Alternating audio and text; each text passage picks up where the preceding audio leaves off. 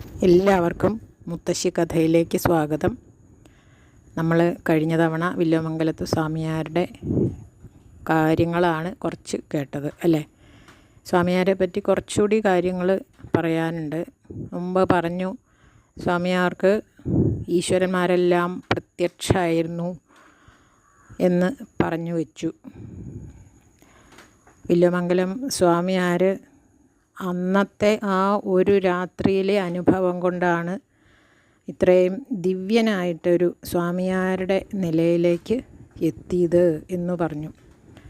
അന്ന് ആ ഭാര്യയുടെ ഒരു ചോദ്യം ആണ് സ്വാമിയാരെ മാറ്റിമറിച്ചത്, സ്വാമിയാരുടെ ജീവിതം മാറ്റിമറിച്ചത്. അന്ന് വരെ സ്വാമിയാർക്ക് ഭാര്യയെ കാണാതെയും ഭാര്യയുടെ വീട്ടിലെത്താതെയും കിടക്കാനോ ഉറങ്ങാനോ പറ്റാത്ത മാനസികാവസ്ഥയായിരുന്നു. അന്ന് ഒരുപാട് കഷ്ടപ്പെട്ട് ആ പെരുമഴയത്ത് കുറ്റിയിരുട്ടത്ത് നിറഞ്ഞൊഴുകണ പുഴ നീന്തിക്കടന്ന് ഭാര്യയുടെ അടുത്ത് എത്തിയപ്പം ഭാര്യ ചോദിച്ചു, എന്നോടുള്ള ഈ ഒരു സ്നേഹം നിങ്ങൾക്ക് ഭഗവാനോടായിരുന്നെങ്കിൽ എത്ര നന്നായേനെ എന്നൊരു വാക്ക് ചോദിച്ചതോടെ വില്വമംഗലം സ്വാമിയാരുടെ മനസ്സാകെ മാറി. അന്നത്തെ കാലത്ത് സ്വാമിയാർ അതിന് ആ ഭാര്യ ഇത്രയും കഷ്ടപ്പെട്ട് ഞാനിവിടെ വന്നിട്ട് നീ എന്നോട് ഇങ്ങനെയാണോ സംസാരിക്കുന്നത് എന്നൊന്നും മറുത്ത് ചോദിച്ചില്ല, ദേഷ്യപ്പെട്ടില്ല. ഇന്നത്തെ കാലത്തെ പോലെയല്ല. നമ്മൾ ഭർത്താവ് എന്തെങ്കിലും പറയുമ്പോഴത്തേനും ഭാര്യ ചൂടാവും. അതുപോലെ നേരെ തിരിച്ചും അവരെന്താണ് പറഞ്ഞത് എന്നുള്ളതിനെ പറ്റി ഒരാലോചന ഇല്ലാതെ മറുത്ത് ദേഷ്യപ്പെടുകയും കലഹിക്കുകയും ഒക്കെ ചെയ്യുന്നവരൊരുപാടുണ്ട് ഇന്നത്തെ കാലത്ത്. അത് പണ്ടും ഉണ്ടാവും. പക്ഷേ നമ്മുടെ കൂടെ ഉള്ളവർ നമ്മളോട് എന്തെങ്കിലും പറഞ്ഞിട്ടുണ്ടെങ്കിൽ അതിനെപ്പറ്റി നമ്മളൊന്ന് ആലോചിക്കണം. അവർ പറഞ്ഞതിൽ എന്തെങ്കിലും കാര്യമുണ്ടോ എന്നൊന്ന് ആലോചിക്കണം. അത് സ്വാമിയാർ ചെയ്തു. അത് കാരണം സ്വാമിയാരുടെ ജീവിതമാകെ മറിഞ്ഞു. ആ ഭാര്യയെ അദ്ദേഹം ഗുരുവായി അംഗീകരിച്ചു എന്നാണ് പറയണത്. അദ്ദേഹം എഴുതിയ ശ്രീകൃഷ്ണ കർണാമൃതത്തിലെ ആദ്യത്തെ ശ്ലോകം ആ ഗുരുവായിട്ട് സങ്കല്പിച്ച അവരെ പറ്റിയാണ് എഴുതിയിരിക്കുന്നത്. ചിന്താമണിർജയതി സോമഗുരൂർ എന്നാണ് അത് തുടങ്ങണത്. ആ ചിന്താമണി എന്നായിരുന്നു ആ സ്ത്രീയുടെ പേര് എന്ന് പറയണു. ആ ഒരു നാമത്തിലാണ് ശ്രീകൃഷ്ണ കർണാമൃതം ആദ്യത്തെ ശ്ലോകം അങ്ങനെയാണ് തുടങ്ങിയിട്ടുള്ളത്. ഇനി നമുക്ക് വില്വമംഗലം സ്വാമിയാർക്ക് ഏതൊക്കെ ഈശ്വരന്മാരെ നേരിട്ട് കാണുമ്പോൾ ഉണ്ടായിരുന്ന അനുഭവങ്ങൾ ഒന്ന് നോക്കാം.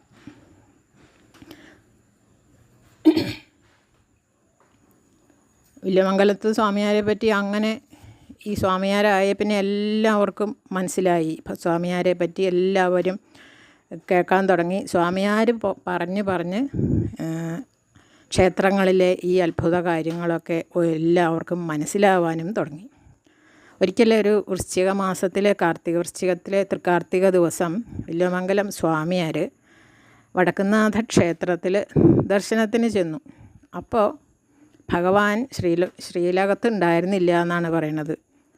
ശ്രീലകത്ത് മുമ്പിൽ പോയി നിന്ന് തൊഴാൻ നോക്കുമ്പം ഭഗവാൻ അവിടെ ഇല്ല എന്നാണ് പറയണത്. വില്വമംഗലത്തിന് മനസ്സിലായി തേവർ ഉള്ളിലില്ല എന്നുള്ളത്. നമുക്കാണെങ്കിൽ മനസ്സിലാവുമോ? നമ്മൾ അകത്ത് പോയി തൊഴുത് പ്രസാദം മേടിച്ച് നമസ്കരിച്ച് പോരും. പക്ഷെ ഭഗവാൻ അവിടെ ഉണ്ടോ ഇല്ലയോ എന്നുള്ളത് ഉണ്ട് എന്നാണ് നമ്മുടെ വിശ്വാസം അല്ലേ. നമുക്കത് അറിയാനുള്ള ജ്ഞാനദൃഷ്ടിയില്ല. വില്വമംഗലത്തിന് അങ്ങനെയല്ലായിരുന്നു. ഭഗവാൻ അതിൻ്റെ ഉള്ളിലുണ്ടോ ഇല്ലയോ എന്നുള്ളത് വില്വമംഗലത്തിന് മനസ്സിലായി. അവിടെ ചെന്നപ്പം ഭഗവാൻ അവിടെ ഇല്ല, വടക്കുംനാഥൻ അതിൻ്റെ ഉള്ളിലില്ല എന്ന് മനസ്സിലായി. ഭഗവാനെ കാണാതെ എങ്ങനെയാണ് വന്ദിക്കുക തൊഴുക എന്നൊക്കെ വിചാരിച്ച് സ്വാമിയാർ ക്ഷേത്രത്തിന് പുറത്ത് കടന്നു. എന്നിട്ട് അങ്ങനെ അന്വേഷിച്ച് നടന്നു.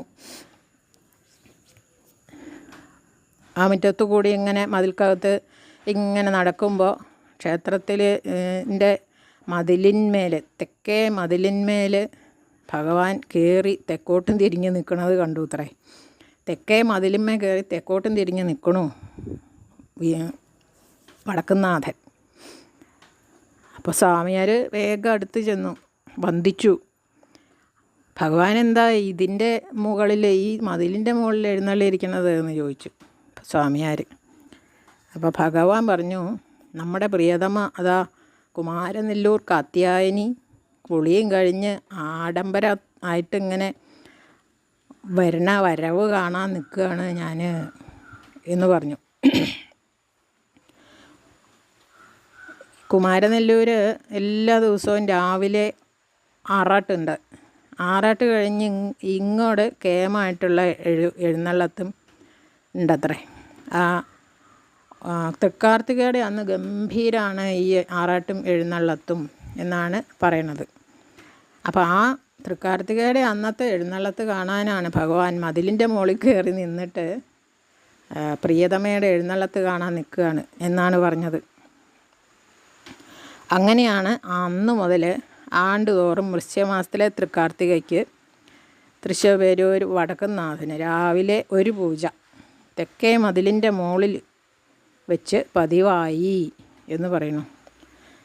എല്ലാ കൊല്ലവും ഭഗവാൻ കാർത്തികയ്ക്ക് കുമാരനെല്ലൂർ ഭഗവതിയുടെ എഴുന്നള്ളത്ത് കാണാൻ മതിലിൻ്റെ മുകളിൽ കയറി നിൽക്കും എന്നൊരു വിശ്വാസം സങ്കല്പവും അന്നു മുതൽ ഉണ്ടായി എന്നാണ്. അതിന് ആ വിശ്വാസം ഉണ്ടാവാൻ കാരണം ഈ സ്വാമിയാരാണ് എന്ന് പ്രത്യേകം പറയണ്ടല്ലോ. അതുപോലെ തന്നെ വൈക്കത്ത് അഷ്ടമിയുടെ ദിവസം ഭഗവാനെ ദർശിക്കാൻ വേണ്ടി സ്വാമിയാർ പോയി. അവിടെ ചെന്നപ്പോഴും ഭഗവാൻ അതിൻ്റെ ഉള്ളിലില്ല, ശ്രീകോവിലില്ല ഭഗവാൻ. അപ്പോഴും ഒന്ന് അന്വേഷിച്ചിങ്ങനെ നടക്കുമ്പോൾ അമ്പലത്തിൻ്റെ അകത്ത് നിറച്ച് അവിടെ ഊട്ടുപുരയിൽ നിറയെ ബ്രാഹ്മണർ ഇരുന്ന് ഊണ് കഴിക്കുന്നുണ്ടായിരുന്നു. അഷ്ടമി ദിവസമല്ലേ. വൈക്കത്തപ്പൻ അന്നദാതാവാണ് അല്ലേ. താഴെ പഷ്ണിക്കാരുണ്ടോ എന്ന് വിളിച്ചു ചോദിച്ചിട്ടേ നടയടയ്ക്കുള്ളൂ എന്നാണ് പറയണത്. ആരും അത്താഴം പഷ്ണി കിടക്കാൻ പാടില്ല എന്ന് വൈക്കത്തപ്പൻ്റെ ഒരു ഇതാണ്, തീരുമാനമാണ്. അങ്ങനെ അത്താഴ പഷ്ണിക്കാരുണ്ടോ എന്ന് വിളിച്ച് ചോദിച്ചിട്ടേ നടയടയ്ക്കാറുള്ളൂ എന്നാണ് കേട്ടിട്ടുള്ളത്. ഇപ്പോൾ ആ പതിവ് ഉണ്ടോയെന്നറിയില്ല. ഇന്നൊന്നും അത്താഴ പഷ്ണി കിടക്കണവർ ഉണ്ടാവും, പക്ഷേ പണ്ടത്തെ പോലെ ഉണ്ടാവില്ല. അതുപോലെ അപ്പോൾ ഭഗവാനെ കാണാതെ ആയപ്പോൾ അങ്ങനെ അന്വേഷിച്ച് നടന്നപ്പോൾ ഈ ബ്രാഹ്മണരിരുന്ന് ഊണ് കഴിക്കുന്ന സ്ഥലത്തെത്തി. അവിടെ ചെന്നപ്പോൾ ഒരു വയസ്സായൊരു ബ്രാഹ്മണൻ്റെ വേഷത്തിൽ വടക്കേ ചുറ്റമ്പലത്തിൻ്റെ ഒരു തൂണിൻ്റെ ചോട്ടിലിരുന്നിട്ട് ഒരു വയസ്സായൊരു ബ്രാഹ്മണൻ ഇരുന്ന് സദ്യ ഉണ്ണുന്നുണ്ട്. നല്ല വയസ്സായിരിക്കണം. അപ്പോൾ സ്വാമിയാർക്ക് മനസ്സിലായി ഇതാരാന്ന്. ദിവ്യചക്ഷുസ്സുള്ള ആളായിരുന്നല്ലോ സ്വാമിയാർ. കണ്ടപ്പോൾ തന്നെ മനസ്സിലായി ഇത് വൈക്കത്തപ്പനാണ് എന്ന്. ഉടനെ സ്വാമിയാർ അവിടെ ചെന്നിട്ട് ഭഗവാനെ വന്ദിച്ചു. ഭഗവാനോട് ചോദിച്ചു, അവിടുന്ന് ഇങ്ങനെ ഇവിടെ വന്നിരുന്ന് ഊണ് കഴിക്കാറുണ്ടോ, എന്താണ് എന്ന് ചോദിച്ചു. അപ്പോൾ ഭഗവാൻ പറഞ്ഞു, ഇത് നമുക്കെന്നും എല്ലാ കൊല്ലവും പതിവുള്ളതാണ് എന്ന് പറഞ്ഞു അത്രേ സ്വാമിയാരോട്. അന്ന് മുതൽ ഇതുപോലെ ഈ സദ്യയുള്ള ദിവസത്തിലെല്ലാം ആ തൂണിൻ്റെ ചൂട്ടിൽ ഭഗവാന് എന്ന് സങ്കല്പിച്ച് ഒരില വെച്ച് സകല വിഭവവും വിളമ്പിയിട്ടേ ബാക്കിയുള്ളവർക്ക് വിളമ്പാറുള്ളൂ എന്നാണ്. അന്ന് മുതൽ അങ്ങനെ ഒരു വിശ്വാസവും ഉണ്ടായി എന്ന് പറയുന്നു. ഇതുപോലെ തന്നെ അമ്പലപ്പുഴ ചെന്നു സ്വാമിയാർ.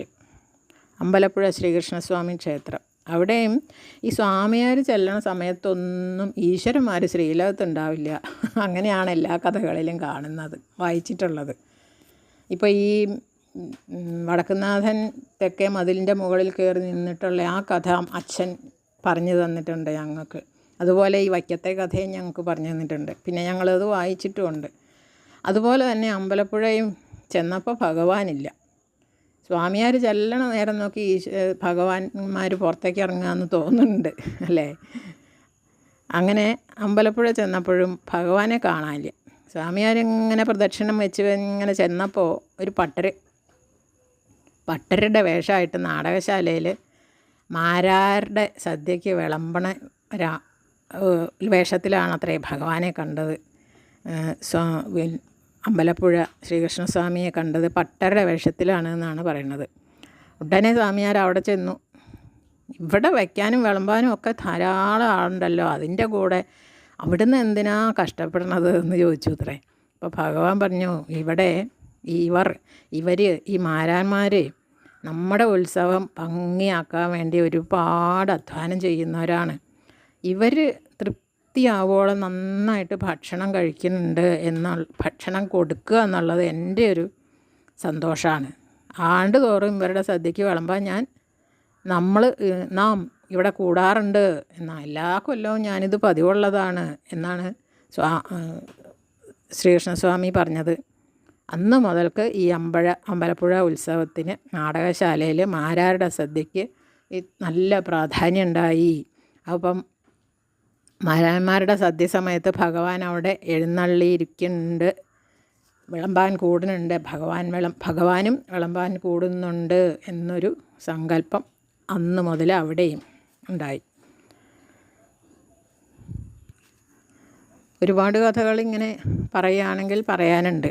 തിരുവാർപ്പ് എന്ന് പറഞ്ഞിട്ടുള്ള അമ്പലം ഉണ്ടല്ലോ. തിരുവാർപ്പ് മാത്രമല്ല, വേറെയും ഒരുപാട് അമ്പലങ്ങൾ ഉണ്ടാവാൻ തന്നെ കാരണം സ്വാമിയാരാണ് എന്നാണ് പറയണത്. അവിടെ സ്ഥലപുരാണം പ്രസിദ്ധമാണ്. ചേർത്തല കാത്യായനി ഉണ്ടായത് എങ്ങനെയാണെന്ന് വെച്ചാൽ, വില്ലോങ്കൽ സ്വാമിയാരിങ്ങനെ സഞ്ചരിക്കുകയായിരുന്നു. അപ്പോൾ തെക്ക് ഭാഗത്തേക്ക് അങ്ങനെ നടന്നു പോകുമ്പോൾ ഒരു വനപ്രദേശത്തെത്തിയപ്പോൾ 7 കന്യകമാർ അവിടെ കുളിച്ചുകൊണ്ട് നിൽക്കണത് കണ്ടു അത്രേ. അപ്പോൾ ഈ കന്യകമാരെ കണ്ടപ്പം വില്വമംഗലത്തിന് മനസ്സിലായി ഇവർ മനുഷ്യ സ്ത്രീകളല്ല എന്നുള്ളത്. വില്വമംഗലത്തിന് വേഗം മനസ്സിലായി. കണ്ടപ്പോൾ തന്നെ കേവലം മനുഷ്യരല്ല, ഇവർ ദിവ്യ സ്ത്രീകളാണ് എന്ന് മനസ്സിലായപ്പോൾ ഉടനെ സ്വാമിയാർ അവരുടെ അടുത്തേക്ക് ചെന്നു. സ്വാമിയാരെ കണ്ടപ്പോൾ ഈ 7 പേര് അവിടുന്ന് ഓടിത്തുടങ്ങി. കുളിക്കുന്നിടത്തുനിന്ന് കയറി ഓടി. സ്വാമിയാർ പിന്നാലെ ഓടിയത്രേ. കന്യാകുമാരി 7 പേര് ഓടിച്ചെന്ന് ഓരോ കുളത്തിലേക്ക് ചാടിയത്രേ. 7 പേരും ഓരോരോ കുളത്തിലേക്ക് ചാടി. സ്വാമിയാർ അവരുടെ കൂടെ ചാടി. എന്നിട്ട് ഓരോരുത്തരെയും പിടിച്ച് ഓരോ സ്ഥലത്തിരുത്തി എന്നാണ് പറയണത്. അവസാനത്തെ കന്യക, 7ാമത്തെ കന്യക ഒരു ചേറുള്ള കുളത്തിലാത്രയും ചാടിയത്. അങ്ങനെ ആ കന്യകയുടെ തലയിൽ മുഴുവനും ചേറായി ഇത്രേ. അപ്പോൾ ആ കന്യകയെ സ്വാമിയാർ പിടിച്ചിട്ട് കന്യക കൂട്ടാക്കിയില്ല. കന്യക ബലം പിടിച്ച് പിടിക്കാൻ നോക്കി, ബലം പിടിച്ച് നിന്നു. ഒടുക്കം സ്വാമിയാർ ഒരു ചീത്തവാക്ക് പറഞ്ഞു അത്രേ. ചീത്ത പറഞ്ഞു എന്ന് ചുരുക്കം. ഒരു സാധാരണ പറയാറില്ലാത്ത ഒരു വാക്ക് പറഞ്ഞു എന്നാണ് പറയണത്. എടി ചേറ്റിൽ തലയായോളെ എന്ന് പറഞ്ഞിട്ട് ഒരു ചീത്തവാക്കും വിളിച്ചു അത്രേ. ഇവിടെ ഇരിക്കേ എന്ന് പറഞ്ഞു അത്രേ. അപ്പോൾ ആ കന്യക അങ്ങോട്ട് പറഞ്ഞത് കേൾക്കാൻ തുടങ്ങി. എന്നിട്ട് അവിടെ പിടിച്ചിരുത്തി ഇത്രേ. അപ്പം ചേറ്റിൽ തലയായതുകൊണ്ടാണ് ഈ ചേർത്തല ഭഗവതി എന്ന് ആ ഭഗവതിക്ക് പേര് വന്നത്. ആ ദേശത്തിനും ചേർത്തല എന്ന പേര് വന്നു എന്നാണ് പറയണത്. അങ്ങനെ ഈ സ്വാമിയാർ പ്രതിഷ്ഠിച്ച 7 ഭഗവതിമാർ ഉണ്ടായി എന്ന് പറയുന്നു. അതിൽ 7ാമത്തെ പ്രതിഷ്ഠിക്കപ്പെട്ട ദേവിയാണ് ചേർത്തല കാത്യായനി. ആ പ്രതിഷ്ഠിക്കുന്ന സമയത്ത് സ്വാമിയാർ പുലഭ്യം പറഞ്ഞു എന്നാണ് പറയണത്. അപ്പോൾ അസഭ്യവാക്ക് പറഞ്ഞത് കൊണ്ട് ആ ദേവിക്ക് ഇപ്പോഴും പൂരത്തിൻ്റെ അന്ന് അസഭ്യവാക്കുകളും ശകാരും ഒക്കെ ആണത്രേ ഇഷ്ടം. അങ്ങനെ ചേർത്തല പൂരത്തിൻ്റെ പാട്ടൊക്കെ അങ്ങനെ അസഭ്യം പറഞ്ഞിട്ടുള്ളതാണ് എന്ന് പറയുന്നു.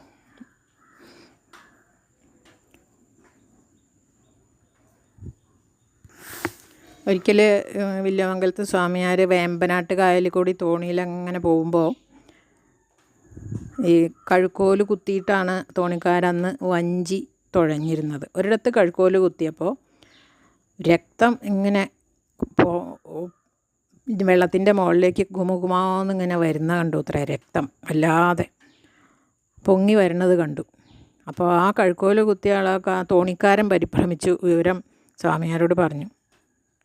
അപ്പോൾ സ്വാമിയാർ പറഞ്ഞു, വിഷമിക്കണ്ട, സാധാരണ അല്ലാത്ത പോലെ എന്തോ ഒന്ന് വെള്ളത്തിൻ്റെ അടിയിലുണ്ട്. ആ തോണി ആ ഭാഗത്തേക്ക് ഒന്ന് ചേർത്ത് നിർത്തൂ എന്ന് പറഞ്ഞു. തോണിക്കാരൻ അത് സ്വാമി പറഞ്ഞതുപോലെ ചെയ്തു. അപ്പോൾ സ്വാമി കായലിലേക്ക് ചാടിയത്രേ. മുങ്ങിയിട്ട് വെള്ളത്തിൻ്റെ അടിയിലേക്ക് പോയിട്ട് കയ്യിൽ ഒരു സാധനമായിട്ടാണ് അത്ര പൊങ്ങി വന്നത്. അത് ഒരു ശ്രീകൃഷ്ണ വിഗ്രഹമായിരുന്നു എന്നാണ് പറയണത്. ആ വിഗ്രഹമായിട്ട് അദ്ദേഹം തെക്കോട്ട് തന്നെ യാത്ര തുടർന്നു. കുറേ ചെന്ന് കഴിഞ്ഞപ്പോൾ സ്വാമിയാർക്ക് മൂത്രശങ്ക ഉണ്ടായി. കുറേ നേരമായല്ലോ. അപ്പോൾ കരയ്ക്കടുപ്പിക്കാൻ പറഞ്ഞു തോണി. അപ്പോൾ ഈ വിഗ്രഹം കയ്യിൽ പിടിച്ചുകൊണ്ട് ആണല്ലോ കരയ്ക്കിറങ്ങിയത്. സ്വാമിയാർക്ക് ധർമ്മസങ്കടമായി. ഭഗവാന്റെ ഒരു വിഗ്രഹവും കയ്യിൽ പിടിച്ചുകൊണ്ട് എങ്ങനെ മൂത്രവിസർജനം നടത്തും? അത് ശരിയല്ലല്ലോ എന്ന് വിചാരിച്ചു. പക്ഷേ വെറും നിലത്ത് ഭഗവാനെ വയ്ക്കണേ എങ്ങനെയാണ്? അതും വയ്യ.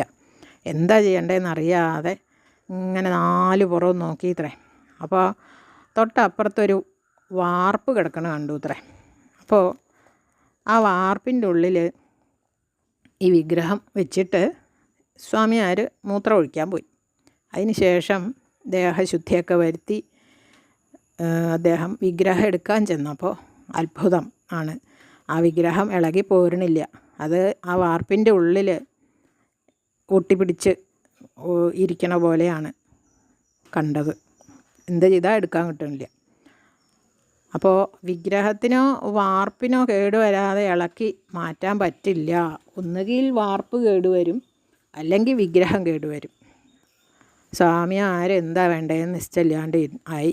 ഇതെല്ലാം കണ്ടിട്ട് ഏതോ ഒരാൾ, സ്വാമിയാർക്ക് ഒരു പരിചയവും ഇല്ലാത്ത ഒരാൾ അവിടെ പ്രത്യക്ഷമായി ഇത്രേ. അപ്പോൾ അദ്ദേഹം ഇങ്ങനെ സ്വാമിയാരുടെ അടുത്ത് ചെന്നിട്ട് ചോദിച്ചു, എന്താ ചോദിച്ചു. അപ്പോൾ ഇങ്ങനെ പറഞ്ഞു, ഇങ്ങനെ ഉണ്ടായി എന്ന് പറഞ്ഞു. അപ്പോൾ അദ്ദേഹം പറഞ്ഞു, ആ സ്വാമി വിഷമിക്കണ്ട, ഈ വാർപ്പ് എൻ്റെയാണ്, ഈ സ്ഥലവും എൻ്റെയാണ്. എൻ്റെ പേര് കുന്നങ്കരി മേനോൻ എന്നാണ്. അടുത്ത് തന്നെയുള്ള ഒരു സ്വാമിയാർ മഠമുണ്ട്, അങ്ങക്ക് അവിടെ പോയിട്ട് വിശ്രമിക്കാം. വിഗ്രഹം സൂക്ഷിക്കാൻ ഞാൻ ആളെ ഏർപ്പാടാക്കുകയും ചെയ്യാം എന്ന് പറഞ്ഞു. വിഗ്രഹം അങ്ങനെ ഒറ്റയ്ക്ക് ഇവിടെ വാർപ്പിൽ അങ്ങനെ വെച്ച് പോണത് ശരിയല്ല. 4 ബ്രാഹ്മണന്മാരെ കിട്ടിയെങ്കിൽ വിഗ്രഹം ഇങ്ങനെ വാർപ്പോട് കൂടി എടുത്തിട്ട് മഠത്തിലേക്ക് കൊണ്ടുപോകുമായിരുന്നു. ബ്രാഹ്മണരല്ലാതെ ഇത് തൊടാൻ പാടില്ല ആരും എന്ന് പറഞ്ഞു. അപ്പോൾ ഈ മേനോൻ അടുത്ത് തന്നെ അദ്ദേഹത്തിന് പരിചയമുള്ള 4 നമ്പൂതിരിമാരെയും കൂട്ടി പോയി മടങ്ങി വന്നു. വിളിച്ചു കൊണ്ടുവന്നു. തണ്ടും കയറും ഒക്കെ കെട്ടി വാർപ്പ് ചുമന്ന് സ്വാമിയാർ മഠത്തിലെത്തിച്ചു. വില്ലുമംഗലം അന്ന് തന്നെ ഈ വിഗ്രഹത്തിൽ പുണ്യാഹം കഴിച്ച് പൂജ നടത്തി എന്ന് പറയുന്നു. ഈ അന്ന് തെക്കുംകൂർ രാജാവ് നാട് വാണിരുന്ന സമയമാണ്. അപ്പോൾ പെട്ടെന്ന് തന്നെ അമ്പലം പണി പ്രതിഷ്ഠയും ഒക്കെ നടത്താൻ അദ്ദേഹം ഈ വിവരം അറിഞ്ഞപ്പോൾ എത്രയും പെട്ടെന്ന് അമ്പലം പണി കഴിപ്പിക്കണം എന്ന് തീരുമാനിച്ചു. സ്വാമിയാർ സമയവും സ്ഥലവും ഒക്കെ നോക്കിയപ്പോൾ ആദ്യം ആ പുഴക്കരയിൽ വാർപ്പിരുന്ന സ്ഥലത്ത് തന്നെ അമ്പലം പണിയണം എന്ന് കണ്ടു അത്രേ. അപ്പോൾ കുന്നങ്കരി മേനോൻ ആ സ്ഥലം അമ്പലത്തിനേക്കായിട്ട് ദാനം ചെയ്തു. നാടുവാഴി അവിടെ അമ്പലം പണിക്ക് വാർപ്പോടു കൂടി തന്നെ ശ്രീകൃഷ്ണ വിഗ്രഹം അവിടെ വില്ലുമംഗലം സ്വാമിയാർ പ്രതിഷ്ഠിച്ചു. വാർപ്പിനുള്ളിൽ നിന്ന് ഭഗവാനെ എടുക്കാൻ കിട്ടണില്ല. അപ്പോൾ വാർപ്പോടു കൂടി തന്നെ പ്രതിഷ്ഠിച്ചു. അതാണ് പിന്നീട് തിരുവാർപ്പ് ശ്രീകൃഷ്ണ ക്ഷേത്രമായി മാറിയത് എന്ന് പറയുന്നു. ആ സ്ഥലത്തിനും തിരുവാർപ്പ് എന്നുള്ള പേര് ഉണ്ടായി.